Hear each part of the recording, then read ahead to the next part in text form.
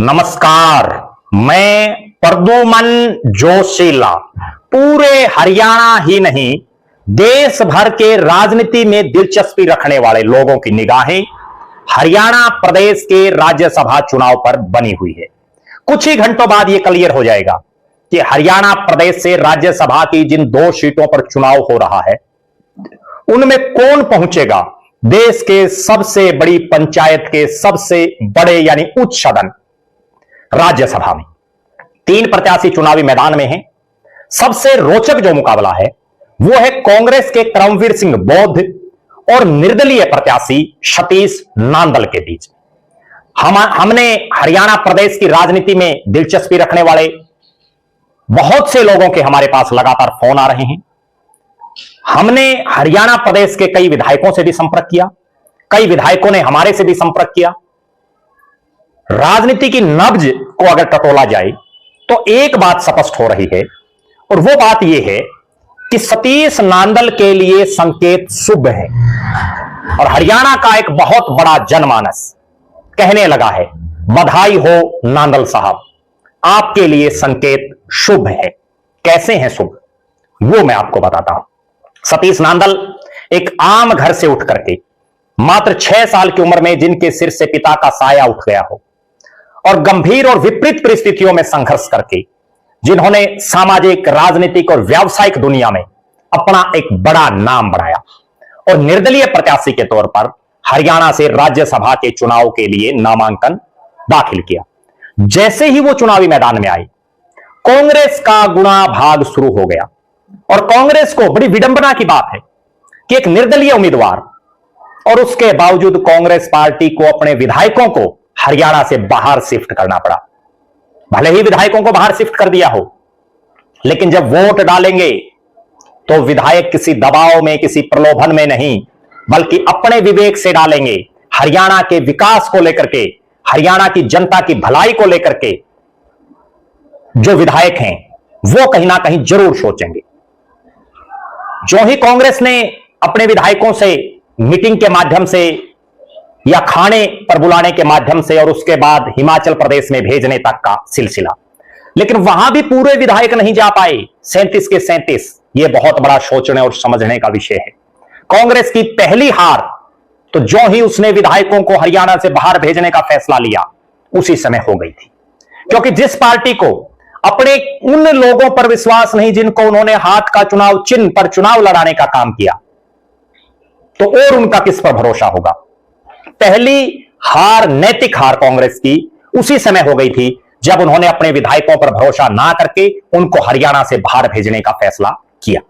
दूसरी हार कांग्रेस की, जब कांग्रेस के विधायकों की मीटिंग बुलाई गई उसमें भी कई विधायक नदारद रहे। यह स्पष्ट संकेत दे रही है कि कांग्रेस में सब कुछ ठीक नहीं है। तीसरी और बड़ी महत्वपूर्ण हार, जब कांग्रेस अपने विधायकों को हिमाचल प्रदेश में ले गई, वहां भी सारे विधायक नहीं गए। यह स्पष्ट संकेत दे रहा है कि कांग्रेस में एक निर्दलीय प्रत्याशी सतीश नांदल की मैनेजमेंट ने, उनकी सूझबूझ ने, उनके साथियों की मेहनत ने कहीं ना कहीं खलबली मचा दी है। एक हौसला सतीश नांदल का, जिस दिन उन्होंने नॉमिनेशन भरा उस दिन सबके सामने आंकड़े थे, लेकिन हिम्मत नहीं हारने वाले, हौसला नहीं हारने वाले सतीश नांदल और उनके मजबूत साथियों ने कुछ नया कर गुजरने का मादा अपने अंदर ठा रखा था। और यही एक कारण रहा कि अब हर तरफ से यह संकेत है, मेरे पास विभिन्न राजनीतिक दलों के नेताओं के भी फोन आ रहे हैं, विधायकों से भी लगातार संपर्क हो रहा है। हर तरफ से एक ही आवाज आ रही है कि सतीश नांदल बड़ी आदमी है, कमिटमेंट का पक्का है, सतीश नांदल व्यवहारिक आदमी है, जुबान का धनी है और विकास की तरफ अग्रसर कैसे हो, इस चीज को लेकर के एक विजनरी सोच सतीश नांदल की है।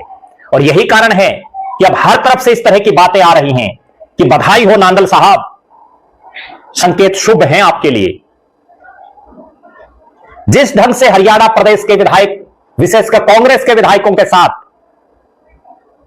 कभी उनकी मीटिंग बुला करके, कभी उनको पड़ोसी राज्य में भेज करके, उसके बावजूद तमाम विधायक दिल से क्या फैसला लेते हैं, इस पर सभी की निगाहें होंगी।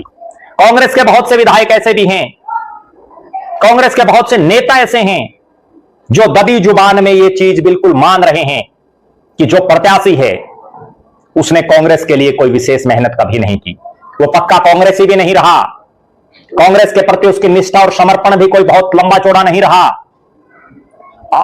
तो कांग्रेस के विधायक अगर अपने विवेक से अपने इलाके की जनता की भलाई के वास्ते हरियाणा प्रदेश को विकास के पथ पर अग्रसर करने के लिए सूझबूझ से अगर वोटिंग करते हैं तो निश्चित रूप से सतीश नांदल के तौर पर हरियाणा प्रदेश को अगला राज्यसभा का सांसद मिलने की उम्मीदें बहुत ज्यादा हैं।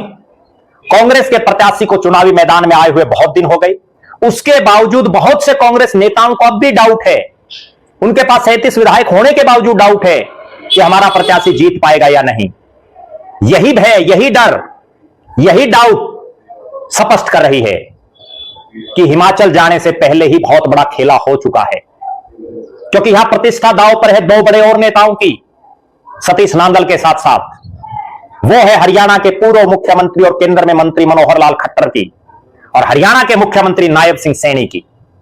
क्योंकि जिस ढंग से तीसरा प्रत्याशी आया है, सतीश नांदल मनोहर लाल खट्टर के भी नजदीकी हैं, विश्वसनीय हैं, विश्वास पात्र हैं, और नायब सिंह सैनी के भी नजदीकी, विश्वसनीय और विश्वास पात्र हैं।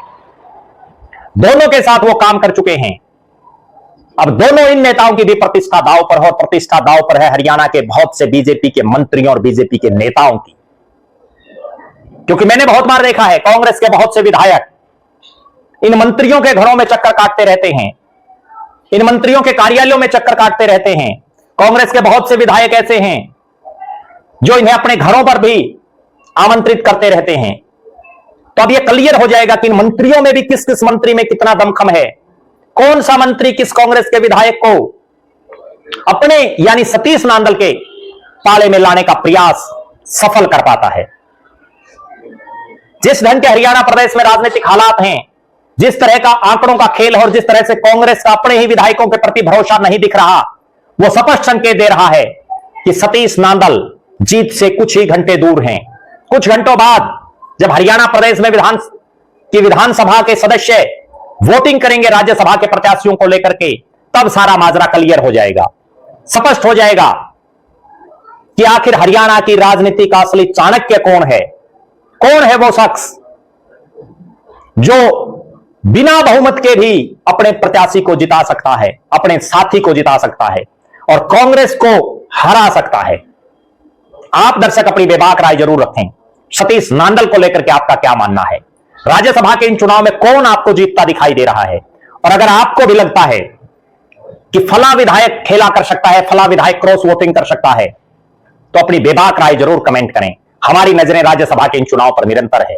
बहुत बहुत धन्यवाद। आपका अपना प्रद्युमन जोशीला।